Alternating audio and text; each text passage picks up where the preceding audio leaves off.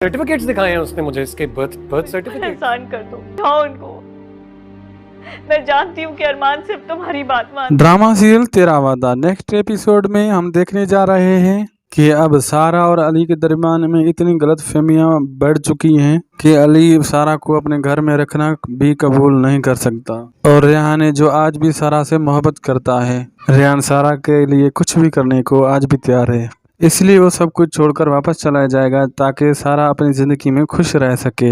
उधर शहीर की माँ भी मजबूर हो जाएगी, शहीर और साइम की शादी को कबूल करने के लिए मजबूर हो जाएगी। साइम को उस घर में लाया जाएगा जिसमें नगीन को भी एहसास हो जाएगा कि साइम इतनी बुरी नहीं थी और नगीन को ये बिल्कुल एहसास हो जाएगा। इसलिए साइम, नगीन और शहीर के दरमियान सब कुछ ठीक हो जाएगा।